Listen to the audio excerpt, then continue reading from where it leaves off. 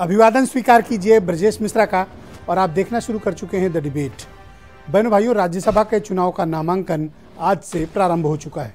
उत्तर प्रदेश के कोटे में 11 सीट हैं। भारतीय जनता पार्टी अपने दम पर 7 और समाजवादी पार्टी अपने दम पर 3।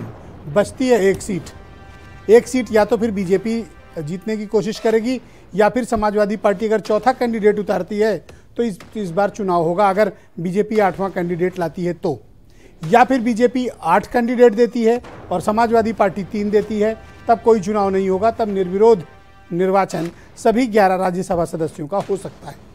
चुनाव कॉम्प्लिकेटेड है। दोनों पक्ष एक कैंडिडेट ज़्यादा उतारने की तैयारी कर रहे हैं, यानी बीजेपी 8 और समाजवादी पार्टी 4 प्रत्याशी उतारने की तैयारी में है। यानी चुनाव अवश्यंभावी है। वोटिंग निश्चित लग रही है क्योंकि दोनों दल ये तय कर चुके हैं कि चौथी सीट हथियानी है, सपा चाहती है, और 8वीं सीट हथियानी है, ये भारतीय जनता पार्टी चाहती है। आज की परिचर्चा इसी पे। और दूसरी बात, कौन कौन बनेगा राज्यसभा सदस्य, आजकल ये चर्चा बड़ी तेज है, इसी विषय पर चर्चा। बहनों भाई, उत्तर प्रदेश में राज्यसभा का चुनाव को अब बहुत थोड़ा वक्त बचा है और आज से नॉमिनेशंस प्रारंभ हो गए हैं। कुल 11 सीटें हैं उत्तर प्रदेश के हिस्से में राज्यसभा की। उन 11 सीटों पे 7 सीटें कंफर्टेबली भारतीय जनता पार्टी जीत सकती है और 3 सीटें आराम से समाजवादी पार्टी जीत सकती है। अगर बीजेपी 8वां उतारती है और समाजवादी पार्टी 3 पे ही रुकी रहती है, नो इलेक्शन, अनअपोज्ड। और अगर बीजेपी 8वां उतारती है, समाजवादी पार्टी अगर चौथा कैंडिडेट उतार देती है, देन इलेक्शन। आज कोई नॉमिनेशन पत्र नहीं बिका, कोई नॉमिनेशन आज नहीं हुए हैं, आज पहला दिन था। तो आने वाले समय में समाजवादी पार्टी और बीजेपी के बीच राज्यसभा चुनाव को लेकर बहुत रोचक मुकाबला होने जा रहा है। यह तो हुई कि कौन कितनी सीटें जीत सकता है। अब आइए इस पर, कौन कौन जा सकता है, कहां, राज्यसभा।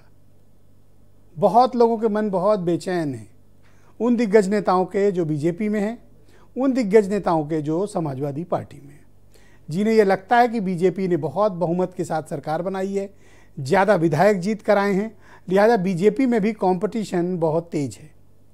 तो बीजेपी से जिन 3-4 नामों की प्रमुख चर्चा है, उनमें एक नाम चर्चित नेता नरेश अग्रवाल का है, दूसरा नाम गोरखपुर से वित्त राज्य मंत्री शिव प्रताप शुक्ला का है, और तीसरा नाम लखनऊ के मशहूर बिल्डर और मौजूदा राज्यसभा सदस्य, समाजवादी पार्टी से बीजेपी में शामिल हुए और अभी वर्तमान में बीजेपी के राज्यसभा सदस्य संजय सेठ का है।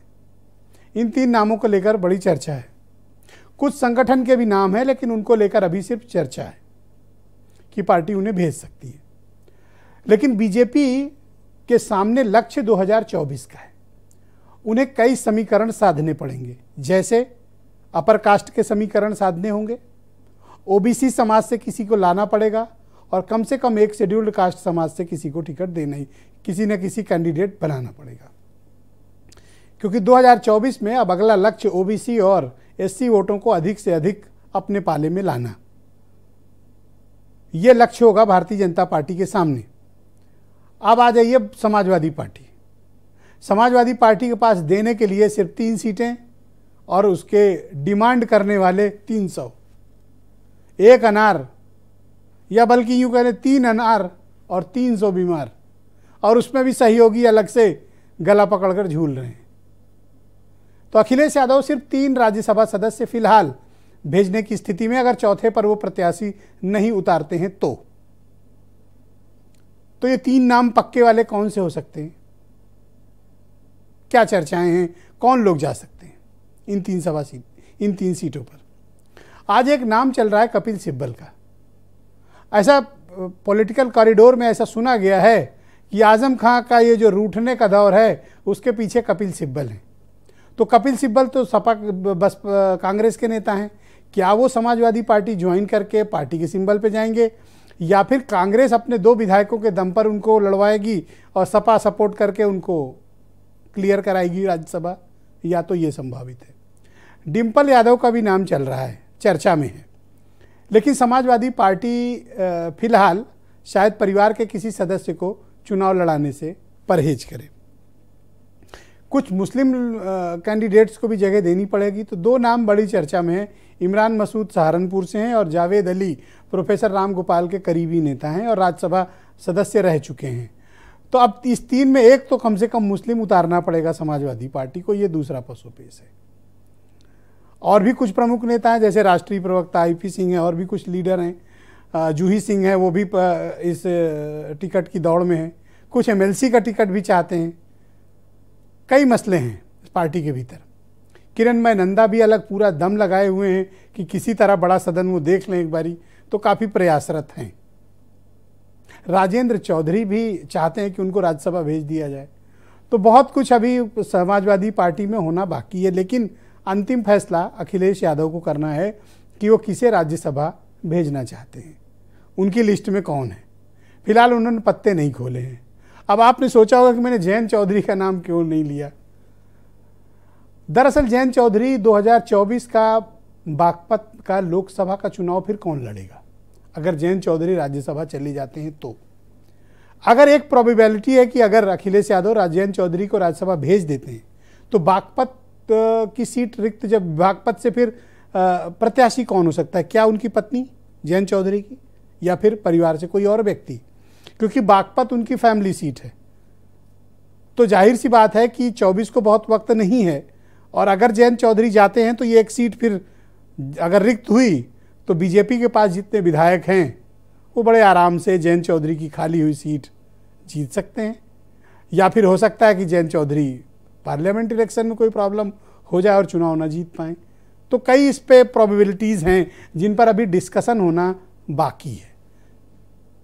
तो राज्यसभा की 11 सीटें हैं, चुनाव भी दिलचस्प है, टिकट मांगने वाले भी दिलचस्प लोग हैं, और इसका अंजाम क्या होगा, कौन कौन जाएगा, बस कुछ ही दिनों में ये तस्वीर साफ होने वाली है। कुछ बयान सुने आप, फिर आज की परिचर्चा को मैं आगे बढ़ाता हूँ। भारतीय जनता पार्टी जो सबसे बड़ी पार्टी है, स्वाभाविक है सबसे ज्यादा हम लोग के राज्यसभा से मेंबर आएंगे। हमारा प्रयास है कि सबसे ज्यादा और सीटें जो है वो हम ही लोग जीते। समाजवादी पार्टी के माननीय राष्ट्रीय अध्यक्ष जी उन नामों की घोषणा करेंगे और नामों की घोषणा होने के बाद हम लोग उनका नामांकन कराएंगे। तो यानी 11 कौन जाएंगे, बस बहुत दिन तस्वीर साफ होने वाली। कुछ की किस्मत खुलेगी, आगे राजनीति में एक नया पायदान चढ़ेंगे, और कुछ की राजनीति काफ़ी गहरी खाई में गिरेगी। तो फिर उनको 24 और 27 से पहले हाथ लगने वाला नहीं है कुछ। आनंद दुबे भारतीय जनता पार्टी से हैं, IP सिंह समाजवादी पार्टी के राष्ट्रीय प्रवक्ता हैं।